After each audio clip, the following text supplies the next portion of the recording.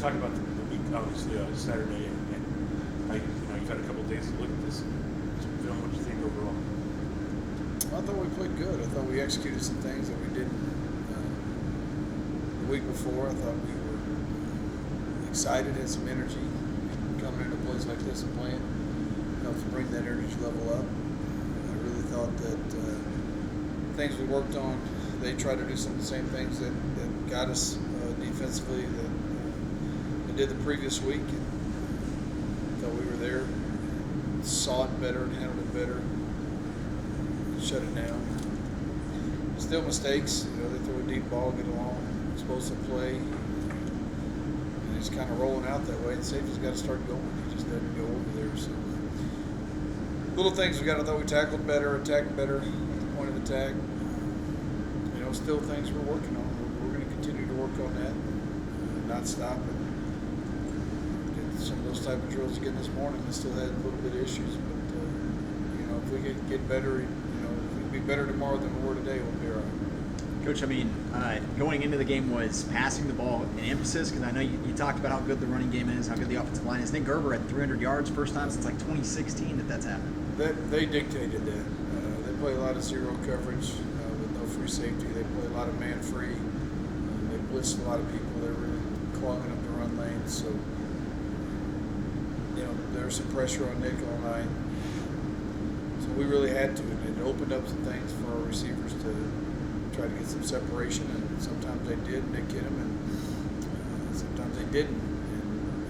And Nick still threw it out there or overthrew it when they did have some separation. But we connected on some. And we're hoping it kind of loosened them up a little bit, opened up the run game, and it did to a point. And then, we had a couple of stalled drives, and they started kind of bringing it back up. And there was one point in the game, it was 21-0, and I kind of looked at one of the assistants and said, it feels like we should be up a whole lot more. And you look at the score, and it's still striking distance. So that's when you got to know that. That's when I get a little nervous, because felt like we were playing really well, but we weren't finishing things. So we got in the fourth quarter, and they're still clogging the lanes, but we get a crease, and Brandon hit one early. We hit a screen, and Brandon took down the sideline. Maybe got missed, was really good, and Marcus Lindsey came in,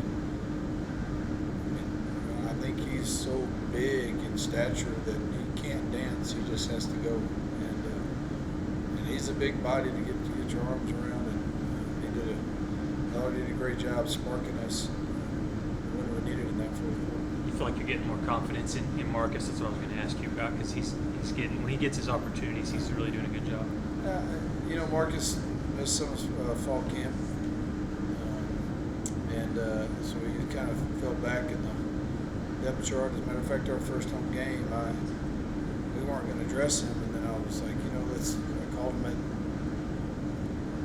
that Friday before and said, let's go, let's dress. He showed off there, and I think the players and the other coaches are getting confidence, and the offensive staff's getting confidence in what they can do. He's not ready yet to be the guy, because he still has running the ball. When he's got the ball, he's good. There's some schematics in our pass block game and other areas that he's got to work on. So, but he's getting better. Just becomes a different weapon for us. I think we immediately saw the impact Tobias makes, just the energy boost. Without a doubt. Yeah. And I think that that's a guy that really truly loves to play the game, and he saw it out there. He was out there dancing around, making plays, and looking at the crowd and getting the crowd involved, our student section involved a little bit. And I thought it was really good. I thought he did a great job with doing all that kind of stuff. That was the secret. Just so you know, everybody's looking at me like, what the hell? I would claim it. But, no, it was good. I thought it was good. He brings a different energy. I'll tell you who else he didn't dress out. But Ashton Reynolds brings a good energy to the game. And he's on the sidelines. And he's just kind of getting guys into it and getting involved and things like that. So. Going back to the running game with depth, with Marcus and Brandon, we already know what Khalil can do, so we have to be confident with the depth chart of the running game going forward. Yeah, again, it's they all do things differently. I think Brandon Brandon and Khalil are more weapons out of the backfield right now than Marcus is. I think Brandon can be used. He might be our best blocking running back right now. But we got to get those other guys working on it. And you look at it sometimes, you get a running back or receiver that comes into a program, and they're in high school and they're the guy they don't want to block. Just give me the ball, give me the ball. So it's a kind of a progression like that. Not that our guys aren't doing that. You have to teach them that. Or back when they're in high school, they don't have to do those things. Now we want them to do those things. So some of it is a progression of just to learn to pass block, but we're getting better at it. And you got to read. The center's calling who or the linebacker is that we're sliding to, protection's going to, and then they've got to be able to pick up that linebacker if he goes from this side to this side. So it's interesting, but we're getting there. We're getting there. You got a top 5 team coming in from the state of Colorado this Saturday, and we've done this before. We've been able to get an upset win. It's a different team. We talk about minds and what we need to do to get the win. Well, you're going to look at minds, and they'll walk out here and you'll be like, this team is the number 5, 6 team in the country, because they're not going to be flashy. They're not going to, do a lot of things, but they're going to do everything perfect. They are very well coached. Brandon, I've known him for 20 years through our days in Colorado, and he is an extremely good coach. Brandon Moore, their defense coordinator, is a guy that I've spent some time with talking to, and they're going to be.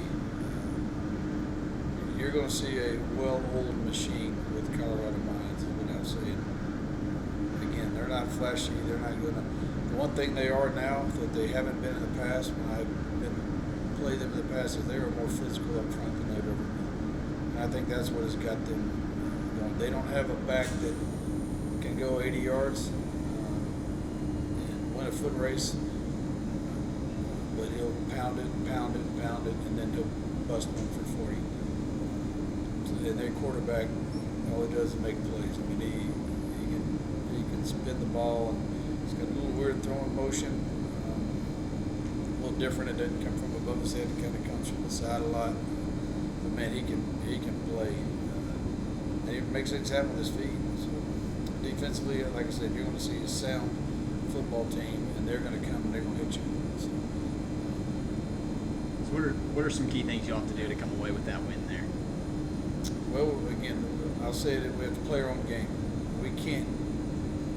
We got to find a crack in their armor to try to force them to do things they're not comfortable with. And for defensively to make their offense, you got to rattle the quarterback a little bit, find a way to get to them. And then offensively, we got to put pressure on their defense by mixing it up, getting the run pass, popping it in there. I think Nick's going to have to stand out, be able to stand in that pocket and take some pressure. He has seen this type of defense. We're very similar to what we do in our schemes on defense. So we've seen this type of defense all through fall camp. So I'm excited to play them. They are one of those teams that you would face deep in the playoffs if you make that run, and that's why we're playing them. We're trying to play the top teams that we can in the country, just to put ourselves out there, and we got an opportunity to bring them here. So.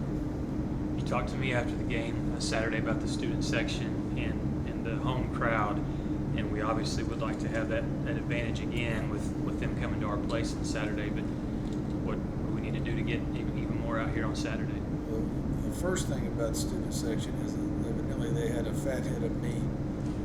My mom took a picture of it and sent it to all my brothers and sisters. And the first comment from almost all of them coming right back, ding, ding, ding, was, who photoshopped the smile on his face? So here's my smile, just so my family knows this.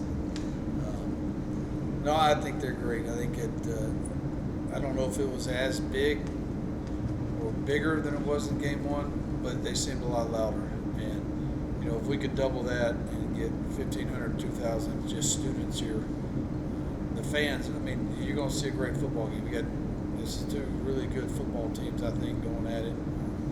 It's not every day you get a top 5 team coming into your place to play. And, you know, I don't want to be nice to them. You know, I want our fans to get after them. I want to corral them and just stay on their butt the whole game. And if that can help get them out of their game and get them out of their rhythm, they're worried about our students, and that's a positive for us. I've been in those hostile situations, and I've seen our players, when we've had a really good team, get rattled up.